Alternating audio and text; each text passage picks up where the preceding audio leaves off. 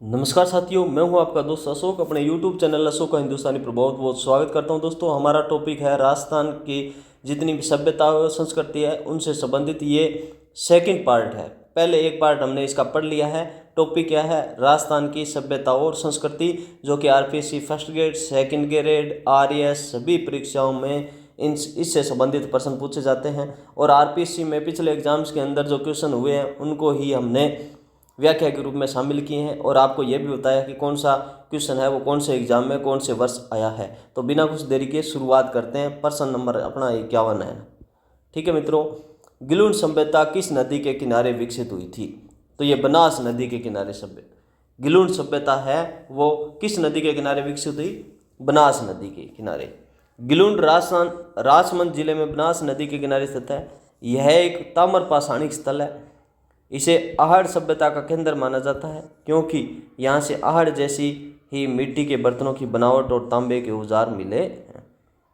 तो ये कौन सी सभ्यता है? ताम्र पाषाणिक स्थल है और आहड़ सभ्यता का ये केंद्र है। गिलुन कौन सा किसका केंद्र है? आहड़ सभ्यता का केंद्र है।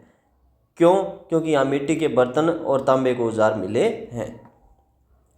गिलुन सभ्यता में किस प्रकार के बर्तनों का उपयोग किया जाता था? तो काले और लाल मर्दभांडों का उपयोग। गिलुन सभ्यता में काले और लाल मर्दभांड।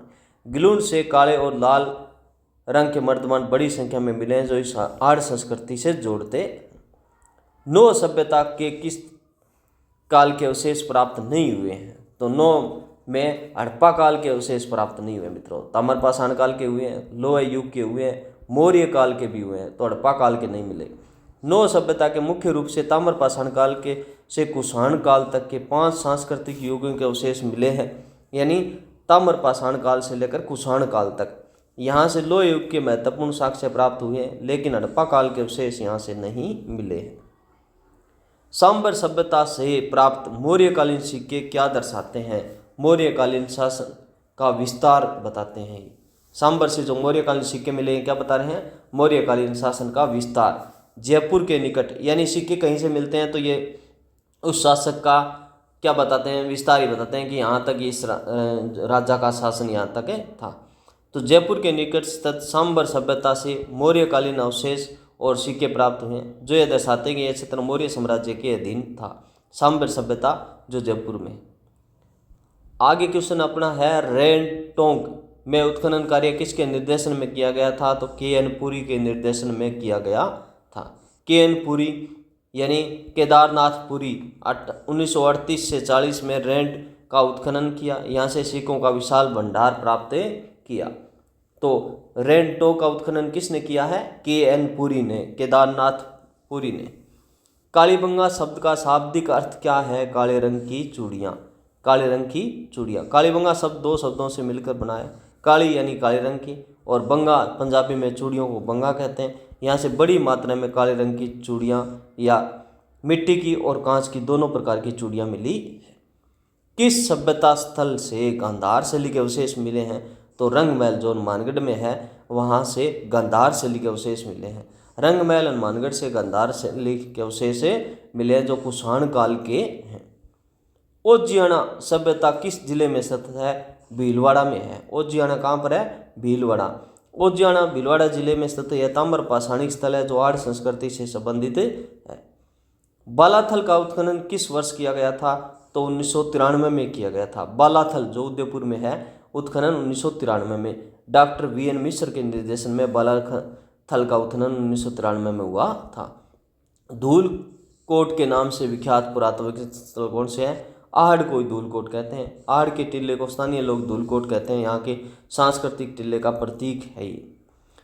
बालाथल सभ्यता से किस प्रकार के वस्त्र का प्रमाण मिला है? तो हाथ से बुना हुआ वस्त्र मिला है बालाथल से। हैंडलूम फैब्रिक जिसे कहते हैं। बालाथल सभ्यता से हाथ से बना हुआ वस्त्र। तो बालाथल उदयपुर से उत्खनन के दौरान हाथ से बुने हुए कपड़े के अवशेष मिले जो यह सिद्ध करता है कि यहाँ के लोग बुनाई कला से परिचित थे। कालीबंगा से प्राप्त शिशु के मस्तिष्क में छेद के साक्ष्य किस बात का संकेत देते हैं? तो ये शल्य चिकित्सा का प्रमाण देते हैं। भी शिशु के मस्तिष्क में क्या मिले? कालीबंगा से छेद मिले हैं, है ना। 6 6 surgical holes in a child skulls, तो शल्य चिकित्सा के प्रमाण। यह साक्ष्य उस समय की उन्नत चिकित्सा या शल्य चिकित्सा की ओर इशारा करता है जो बीमारी के इलाज के लिए जारी की जाती होगी। इसे हाइड्रोसेफेलस रोग का उपचार भी माना जाता है।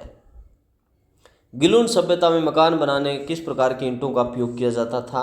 तो पक्की ईंटें। गिलुंड जो राजसमंद में है, गिलुंड राजसमंद ताम्र पाषाण युगीन स्थल है। यहाँ मकानों के निर्माण में पक्की ईंटों का उपयोग किया जाता था। यह आहड़ के विपरीत अधिकांशतः कच्ची ईंटों का उपयोग होता था। गणेश्वर सभ्यता में मछली पकड़ने के तांबे के कांटे प्राप्त होना किस बात का संकेत है? तांबे की प्रचुरता और मछली का आहार में उपयोग। तांबे के कांटे और गणेश्वर नदी की घाटी कांदली के किनारे स्थित तांबे की प्रचुरता को दर्शाते हैं। इससे यह पता चलता है कि मछली उनके आहार का एक हिस्सा था। ओजियाना भीलवाड़ा से उत्खनन में सफेद चित्रित मर्तबांड मिलना किस सभ्यता की विशेषता है? आहड़ बनास संस्कृति। ओजियाना भीलवाड़ा से उत्खनन में सफेद चित्रित मर्तबांड मिलना किस सभ्यता की विशेषता है? आहड़ यानी बनास संस्कृति। ओजियाना आहड़ संस्कृति का एक विस्तार है। आहड़ और ओजियाना दोनों में काले और लाल रंग के बर्तनों पर सफेद रंग के से चित्रकारी की जाती थी, जो इस संस्कृति की विशिष्ट पहचान है। लोहकालीन और ऐतिहासिक यानी लोहकालीन और ऐतिहासिक स्थल जैसे नगर सभ्यता टोंक किस नदी के किनारे स्थित है? ढील नदी के किनारे स्थित। नगर सभ्यता जो टोंक में है किस नदी के किनारे है? ढील नदी। नगर जिसे मालव नगर भी कहते हैं, टोंक जिले में ढील नदी के किनारे स्थित है। यह मालव गणराज्य की राजधानी था। यहाँ से बड़ी संख्या में मालव सिक्के मिले हैं। मालाखेड़ा सभ्यता किस काल से संबंधित है? लोह युग से संबंधित है। मालाखेड़ा सभ्यता किस काल से संबंधित है? लोह युग से। तो मालाखेड़ा करौली जिले में स्थित ये एक प्रमुख लोहकालीन सभ्यता स्थल है। मालाखेड़ा लोह युग से संबंधित है। मालाखेड़ा कहाँ पर है? करौली में है। याद रहेगा मालाखेड़ा, बहुत ही कम किताबों में मिलेगा ये मालाखेड़ा, याद रख लेना, है ना। करौली जिले में। किस पुरातात्विक स्थल से कपड़े में लिपटी हुई 36 मुद्राएं एक कपड़े में बंधी हुई थी? तो ये है बेराट से।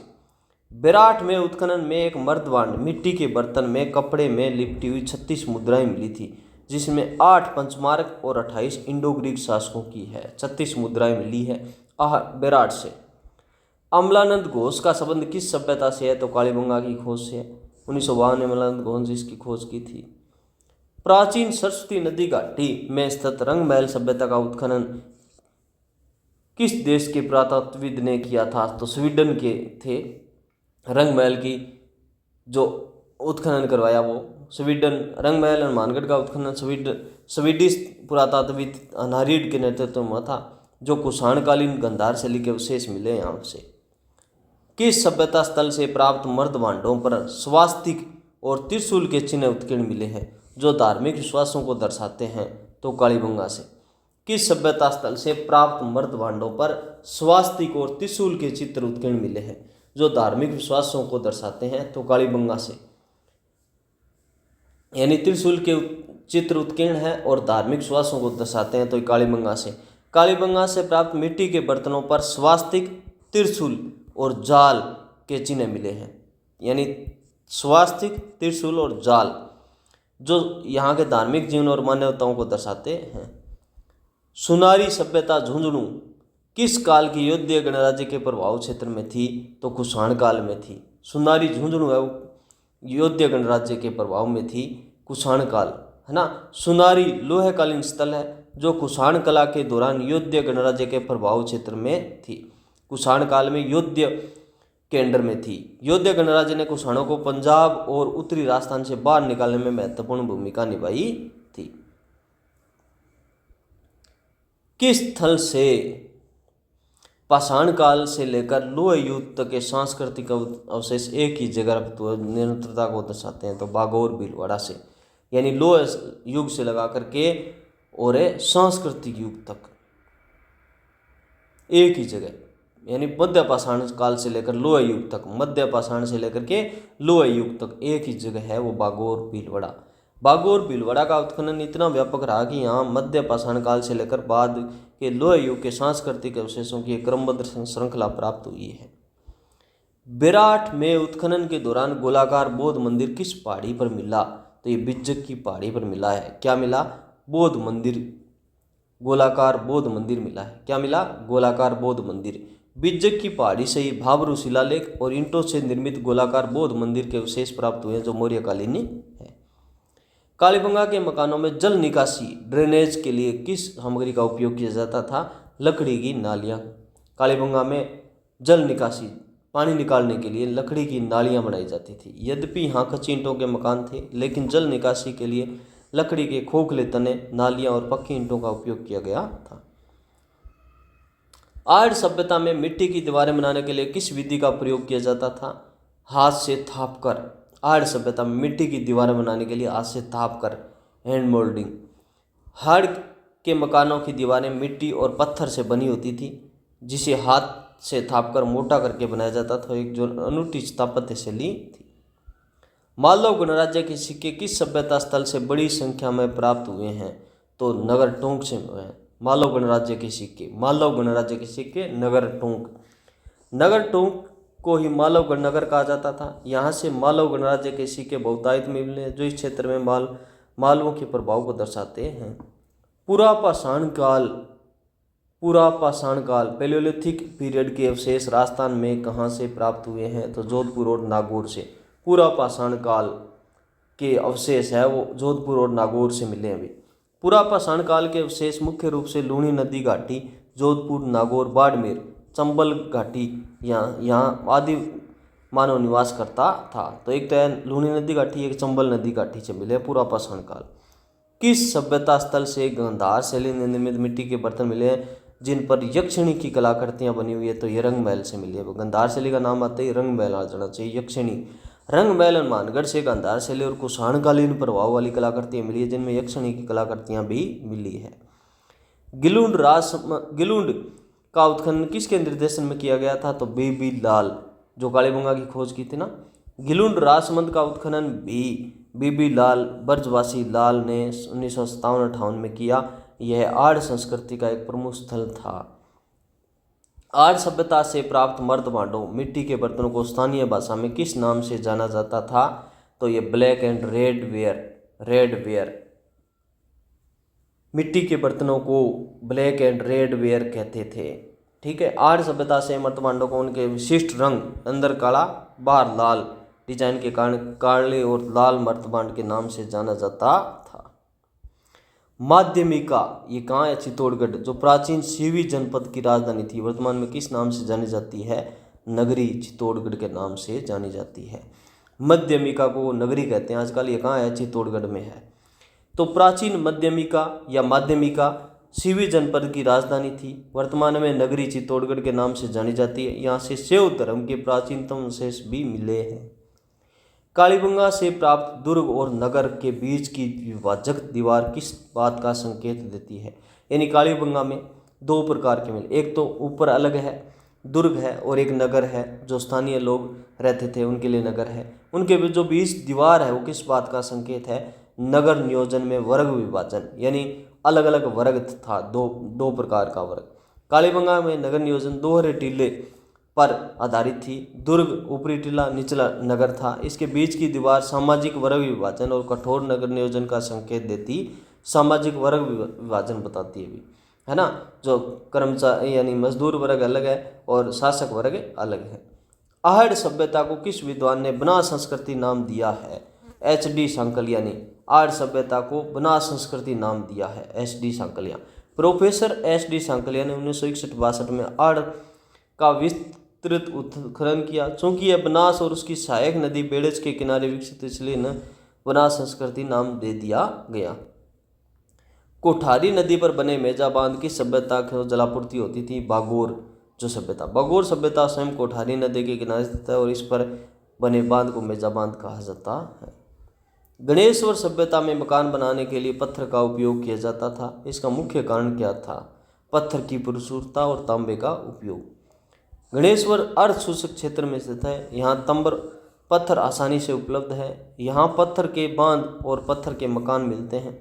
जबकि यहाँ के लोगों ने तांबे के उपयोग किया लोहे का नहीं। तिलवाड़ा सभ्यता का उत्खनन किसके निर्देशन में हुआ? तो वीएन मिश्र। तिलवाड़ा बाड़मेर में वीएन मिश्र। बागोर के साथ साथ तिलवाड़ा बाड़मेर का उत्खनन भी वीएन मिश्र ने किया था। यह दोनों स्थल मध्य पाषाण काल के प्रसिद्ध हैं। कालीबंगा के संदर्भ में दशरथ शर्मा ने इसे क्या कहा था? सिंधु सभ्यता की तीसरी राजधानी बताया था दशरथ शर्मा ने। प्रसिद्ध इतिहासकार दशरथ शर्मा ने मोहनजोदड़ो और हड़प्पा के बाद कालीबंगा को सिंधु सभ्यता की तीसरी राजधानी कहा था, जबकि इसे दीन बस्ती भी कहा जाता है क्योंकि अधिकांश मकान कच्ची ईंटों के बने। नगर टोंक सभ्यता से किस गणराज्य के सिक्के सर्वाधिक प्राप्त हुए हैं? तो ये मालव गणराज्य के सिक्के नगर टोंक से सबसे ज़्यादा मिले हैं। नगर प्राचीन का मालव गणराज्य की राजधानी था। प्राचीन मालव गणराज्य की राजधानी क्या था? नगर था, जिसके कारण यहाँ से मालव सिक्के बहुतायत में मिले हैं जो यहाँ की राजनीतिक महत्व को दर्शाते। विराट सभ्यता के किस स्थल से मौर्यकालीन मनके और पत्थर के आभूषण मिले हैं जो उन्नत कला को दर्शाते हैं? तो बिज्जक की पहाड़ी से मिले हैं। मौर्यकालीन क्या मिले हैं? मनके और पत्थर के आभूषण मिले हैं बिज्जक की पहाड़ी से। विराट में उत्खनन के दौरान मौर्यकालीन और बाद के समय के विभिन्न कलाकृतियां जिनमें मनके आभूषण भी शामिल है बिज्जक की पहाड़ी और आसपास के टीलों से प्राप्त हुए हैं। बागोर सभ्यता का उत्खनन है जो मध्य पाषाण काल से संबंधित किसके निर्देशन में हुआ था? वीएन मिश्र। बागोर सभ्यता बागोर भीलवाड़ा का वीएन मिश्र 1967 के बीच किया गया था। पशुपालन के प्राचीनतम साक्ष्य है वो बागोर भीलवाड़ा से मिले हैं। किस पुरातात्विक स्थल से गला हुआ तांबा और तांबे के बर्तन मिले हैं जो ये दर्शाते हैं कि यहाँ तांबे को गलाने का काम किया जाता था? आहड़। तांबे का गलाने का काम किया जाता था। आहड़ सभ्यता को ताम्रवर्ती नगरी कहा जाता है क्योंकि यहाँ से बड़ी संख्या में तांबे के उपकरण, औजार और गला हुआ तांबा प्राप्त हुआ है, जिससे पता चलता है कि यहाँ तांबे को गलाने के लिए स्थानीय उद्योग था। बालाथल सभ्यता से प्राप्त अवशेषों में निम्नलिखित में से कौन सा शामिल नहीं है? तो इसमें कौन सा शामिल नहीं है? चित्रित धूसर मर्तमान शामिल नहीं है। बालाथल सभ्यता से प्राप्त अवशेषों में निम्नलिखित में से कौन शामिल नहीं है? तो तांबे के औजार शामिल थे, हाथ से बुना हुआ कपड़ा भी मिला है, रोमन एम्फोरा भी मिला है। बालाथल जो उदयपुर में है ना, वहाँ से तांबा भी मिला है, हाथ से बुना कपड़ा भी मिला है, रोमन एम्फोरा भी मिला है। तो क्या शामिल नहीं है? चित्रित धूसर मर्तमान नहीं था, पेंटेड ग्रे वेयर। बालाथल से चित्रित धूसर मर्तमान नहीं मिले हैं। यह विशेषता मुख्य रूप से जोधपुर शैल जैसी लोहकालीन सभ्यताओं से संबंधित है। पशुपालन के सबसे पुराने साक्ष्य राजस्थान के किस स्थान से प्राप्त हुए हैं? बागोर भीलवाड़ा से। पशुपालन के सबसे पुराने साक्ष्य राजस्थान के किस स्थान से प्राप्त हुए हैं? बागोर भीलवाड़ा से। बागोर सभ्यता से मध्य पाषाण काल के लगभग 5000 ईसा पूर्व के पशुपालन के प्राचीनतम साक्ष्य प्राप्त हुए हैं। रंगमहल सभ्यता हनुमानगढ़ से किस काल की योध्य गणराज्य के सिक्के प्राप्त हुए हैं? तो कुषाण काल के। रंगमहल सभ्यता हनुमानगढ़ से किस काल की योध्य गणराज्य के सिक्के प्राप्त हुए हैं? तो कुषाण काल के। रंगमहल और सोनारी दोनों ही स्थानों से कुषाणकालीन योध्य गणराज्य के सिक्के प्राप्त हुए हैं जो कुषाणों पर योद्धियों की विजय को दर्शाते हैं। रंगमहल सभ्यता हनुमानगढ़ से किस काल की योध्य गणराज्य के सिक्के प्राप्त हुए हैं? तो कुषाण काल के। रंगमहल और सोनारी दोनों ही स्थानों से कुषाणकालीन योध्य गणराज्य के सिक्के प्राप्त हुए हैं जो कुषाणों पर योद्धियों की विजय को दर्शाते हैं। गणेश्वर सभ्यता से प्राप्त मर्दभांडों की मुख्य विशेषता क्या थी? गेरुए रंग के मर्दभांड। गणेश्वर सभ्यता से प्राप्त मर्दभांडों की मुख्य विशेषता क्या थी? गेरुए रंग के मर्दभांड। गणेश्वर के मर्दभांड गेरुए रंग के हैं, जिनमें से कुछ पर काली रेखाएं खींची हुई है। इन्हें गेरुए रंग की मर्दभांड संस्कृति कहा जाता है। तिलवाड़ा बाड़मेर किस नदी के किनारे स्थल है? तो ये लूणी नदी के किनारे। तिलवाड़ा सभ्यता लूणी के किनारे स्थित है। यह एक मध्य पाषाणकालीन स्थल है। यहाँ से पशुपालन के साक्ष्य भी मिले हैं। किस सभ्यता स्थल से प्राप्त बौद्ध स्तूपों और मंदिरों के अवशेष से पता चलता है कि यह स्थल बौद्ध धर्म का प्रमुख केंद्र था? तो विराट।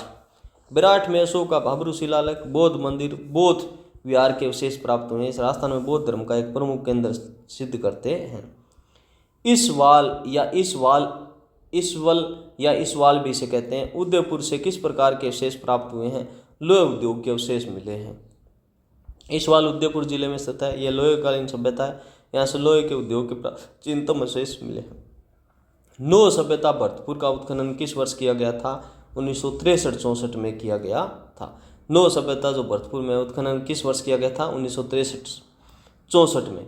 नौ सभ्यता का उत्खनन RC अग्रवाल के निर्देशन में 1963-64 में किया गया था। यह लोग युगीन साक्ष्य मिले हैं। तो इस प्रकार मित्रों, राजस्थान की प्राचीन सभ्यता और संस्कृति से जितने क्वेश्चन हैं, RPC ने किसी भी एग्जाम्स के अंदर ये प्रश्न पूछे हैं, उन सभी क्वेश्चंस को मैंने यहाँ पर शामिल कर दिया है। मुझे नहीं लगता कि इससे बाहर कोई क्वेश्चन आने वाला है। आपको इधर उधर भटकने की, किताब पढ़ने की, गाइड पढ़ने की कोई आवश्यकता नहीं है। एक दो बार वीडियो देख लेना। दोस्तों, आप चैनल को सब्सक्राइब करना। यदि आपका कोई सुझाव है तो बिल्कुल मेरे को कमेंट करना, जिससे मेरे को हौसला मिले। दोस्तों, चैनल को लाइक करना, अपने दोस्तों के साथ शेयर करना। ओके, थैंक यू दोस्तों।